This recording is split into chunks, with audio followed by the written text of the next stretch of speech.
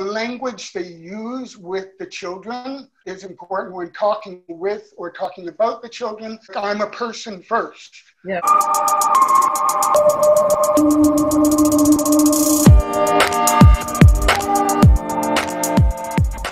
Mr. Osu, do you have any last thoughts or anything else to add to the whole Q? Some of these kids are not sick. Wow. They need a little push. When your kid has some attention deficit, what is deficit? Majority of the kids, they are all like that sometimes. The one that you think they are cool and they are nice, they are quiet, sometimes when they do some stuff, then you'll be surprised. Please, don't force your kids to get into that program because of the government assistance that you're going to be getting. Wow. It's not going to help you a lot because in these kids, the medications that they give them, when they're off the medication, they cannot behave. They cannot perform. Yeah. But okay. Some of the medication, they wind off like 6 hours. So if he has to take the medication every 6 hours, it means 4 times in a day. That means when he takes it in the morning, 6 o'clock, and get to the bus stop by 6:30 and get to school by 7:30, by the time it gets to 12 p.m., the medicine has went. It was 7. The kid has to get another one. Other than that, he wouldn't be able to behave. And I've seen it all. And so please, if your kid is not way sick, don't put him on stuff like that. Okay, unless it's a serious issue that they need it to cope. If That's they right. need it to cope, definitely. Yeah, except when they need it. Yeah, if they need it for the body. This wow. Wow. That's a different topic on its own, I think. Oh, that's right. Then we need to invite the experts on that. Yes. Psychiatrists and then some counselors. My question is, those kids you were saying before that if your child is not on the IEP, don't force them into it or push them into it so you can get some money from the government. My question is, how about the doctors who diagnose them to go on the IEP? Is the doctors involved or how do they get they are involved because that is the law. Every kid that deserves that have to have that. If you are not qualified, there are some kids that have been diagnosed by the doctors, but they are not special education kids. They still take their medication, but they're in the regular classrooms. That's what I'm saying. And so some people, because over here they get some assistance, they get some help from the government, they will want to force them, oh, the doctor says this. So they will push the kid into the special education program. Wow. They force the doctor diagnose the kid to go. No, they wouldn't force the doctor. The doctor, he uses knowledge to diagnose the kid, but to you, the parent, because over here, you know, some vaccines, some people say, okay, according to my religion, I will not take it and I won't let my kid take it. Yes. So it's up to you to refuse certain things. But what I'm saying is, you have to work with the school. The school, they have a counselor who also have a degree in psychiatry and that kind of stuff. They are just like the doctors that you go to see in the hospitals because they play with your brain, not your body. And the school counselor too will know certain things because they also have their own special test when they administer to the kid, and whatever results come out of that, that's when they recommend for the AD committee to meet on that particular kid to put him on special education before they can make an IEP for him or her. You can ask the doctor if there's any alternative. Yeah. Thank you so much. I don't know if we have anyone else has anything else to add or say? I have a question, if possible. Oh, go Okay, ahead. Greg. I have something to add. First of all, thank you very much, Alex. I'm really finding this quite fascinating, and your perspective is very empathetic and lovely. Thank you. With the IEP, I've worked with special needs kids for about 15 to 20 years myself too. Wow. And I realized that early intervention in the child's life is very important. And that is often in conflict with the grieving process and the acknowledgement process from the family that their child has exceptionalities. And that can be part of the process, basically coming to terms with things and also getting the ball rolling. Like I remember, well, I was told that when I was 2 years old, or 2 or 3 years old, I was in a stroller in a zoo. One of the sea lions, which is like a seal in the zoo, made a really loud noise, like a roar that was really close. Everybody around jumped and was startling. But my parents noticed that I didn't even react. I was just kind of playing in my stroller. And they kind of realized that maybe I had a hearing impairment. But just the early intervention, like the earlier, say, somebody with a developmental disability, autism spectrum, the behavior and the learning component has to be started early in order to be effective.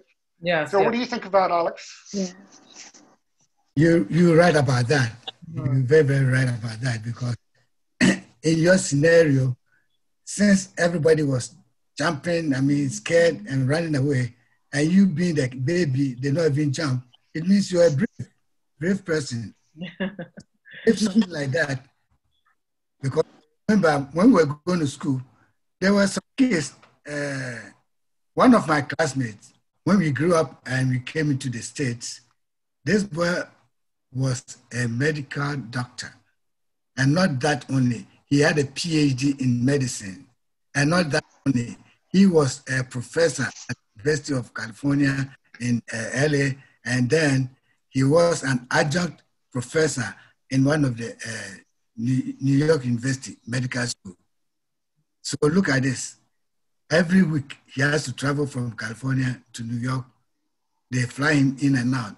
And then when I first got here, he said, man, this country, the best thing that can happen to you is to go to school. So please, you all know me, but now look at where I am. Because my parents forced me. When I came here, there was no lagging, because when you were in school in Africa, his parents were here. So every month they sent him the money and he was blowing. So he wasn't paying attention to the classes. But this thing was in there. If it was here, he would have been labeled long time that, okay, you are one of these.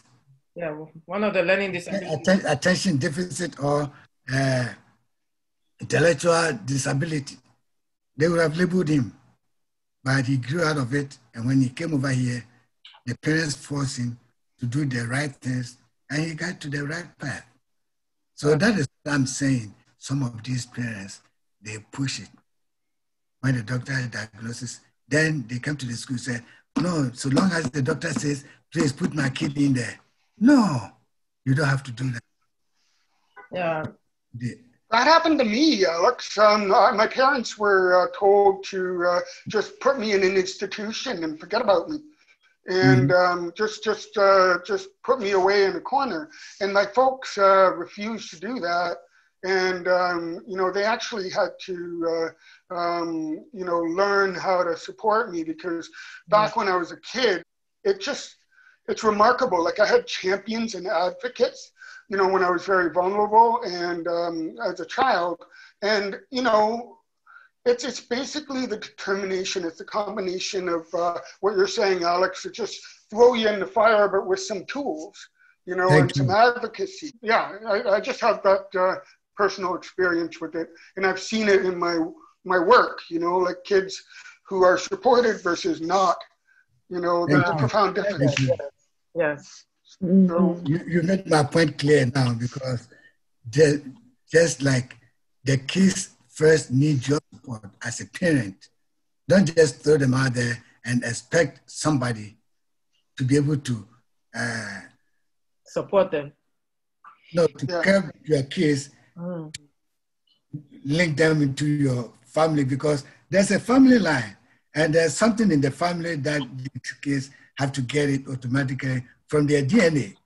And therefore, if you trust it onto the teacher who doesn't know too much about your family line, the only thing he knows or she knows is about learning the books and be able to hold on to your kids and bring them back to you safely at home. So everything depends on you, the parent, first, because some kids, when you throw them out there, they think you deserted them, throw them into the fire, like Greg was saying. Thank you, Greg. That was a great idea. Yeah, that was really good. So it's like the early intervention is necessary, but then parental care for the child. And we are back to the word love. Yeah, they love you. That's the reason why they took you to the doctor, to make nothing is wrong with you. Over here, they have something called 504. That is the intervention, but you need some accommodations to help you be able to get over the problem that you currently have. Say, for instance, a technical thing would be somebody who broke his ankle or knee, and then he has to have some cast on his leg and then be able to use the wheelchair to go to other classes. Not that mentally he has any problem, but he will need some accommodation, which everybody has. He is the only one, some intervention stuff. So that's what I'm talking about. That's amazing. Oh, that's good. Yes. Any other point, Greg, or you're good? Actually, anyway, it's really important that the privacy of the students are respected, and further to that, I think the teachers and the professionals and the parents, the language they use with the children is important when talking with or talking about the children. Like, for example, if my mom were to introduce me as her blind son or her deaf son versus Greg, like I'm a person first, and I have a culture, I have an ethnicity, I have talents, I have things I struggle with. I mean, people who have no diagnoses, who go through systems are, we all have our challenges, right? And I think it's all about empathy and love, like everybody's talking about, right? And I just want to say that I really appreciate the tone of this talk. And I was quiet at the beginning of it because I wanted to just get a sense of it and hear what Alex and everybody had to say. Yeah. And I just wanted to weigh in and, that this is amazing. Well, thank you. Thank you so much, Greg. We are going to conclude. Thank you, Mr. Owusu, for joining us today.